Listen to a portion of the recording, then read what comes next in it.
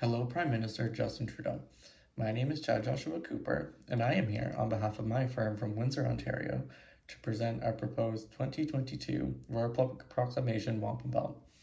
Before I begin, I would like to acknowledge that Windsor resides on the traditional territory of the Anishinaabeg people of the Three Fires Confederacy, including the Ojibwe, the Potawatomi, and the Odawa peoples.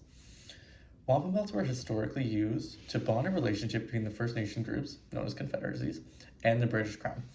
This familial type of relationship was to imply that, as a formed family, the parties involved could coexist and work together towards mutual peace and good order. Despite these intentions, many of the promises and expectations of the treaties extracted from the wampum belts of the past have honestly just been failed to be fulfilled by the Crown and require immediate attention, especially in the nature of truth and reconciliation, which is such a common topic today.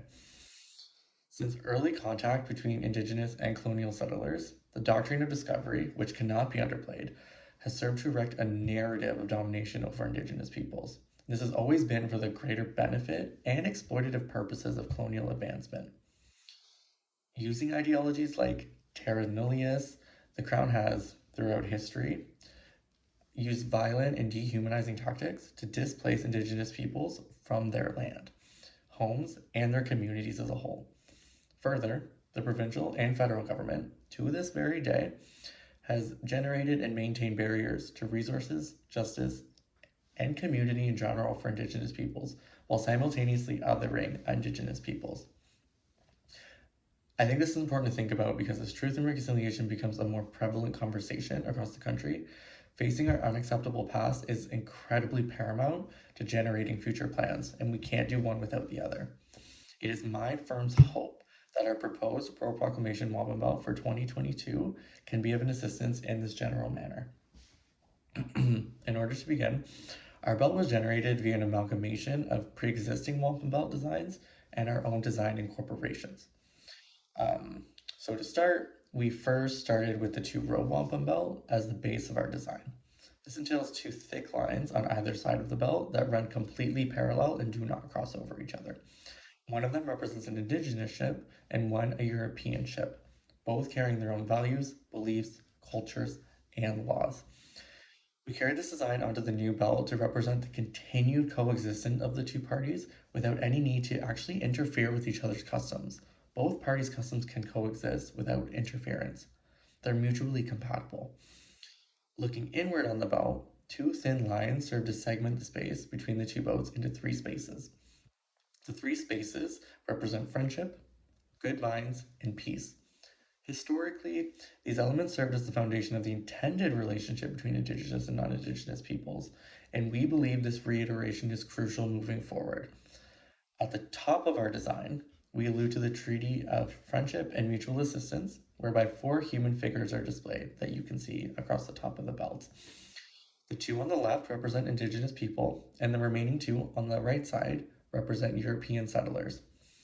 All of the individuals are linked together through a connecting chain of friendship. This is an agreement regarding the mutual protection of all of the community members, including women, children, everybody, as well as the community itself. Mutual respect and holistic collaboration must be embedded at the very heart of this wampum. We believe it is the heart and soul of it.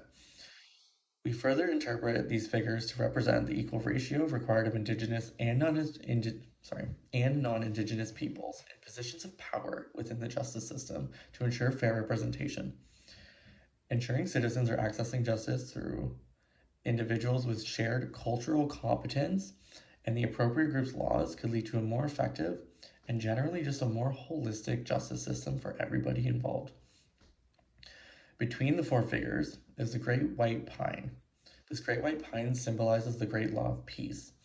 All of those surrounding the tree, as seen in the belt, those four individuals, have a shared responsibility towards peace, and that this desire for and protection of peace goes to the very roots of the tree and of the country. The roots extend beyond both ends of the belt to signify the ongoing nature of this expectation of peace, as a means to ensure such peace is maintained for future generations. Sorry. Below the great white pine is a depiction of the dish with one spoon.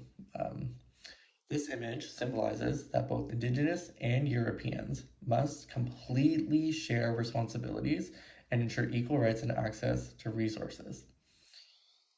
This is important, and we wanted to add this to further explain our interpretation of the importance of the resource disparity in Canada for Indigenous communities and what they experience. The unjust water advisories going on in Indigenous communities and what they experience at the benefit of the Crown's hand through their mining operations, this must cease until collective agreements can be formed. This is a fiduciary duty that cannot be downplayed anymore. The duty to consult and the expectation to be consulted must be taken more seriously. Actions that serve to harm Indigenous communities must be viewed as actions that harm the country entirely. The benefit of some citizens at the detriment of others is contrary to the very nature of reconciliation and can no longer be justified. Working in tandem, Indigenous communities and the Crown must find safe alternatives that benefit both communities in a safe and just simply practical manner. Now, moving forward to the new elements, the newest design aspect is the double helix DNA strand in our wampum belt, which runs directly through the center. The DNA strand alludes partially to the doctrine of discovery and the use of the Canadian sovereignty and common law system over Indigenous peoples as a means to dominate and dehumanize.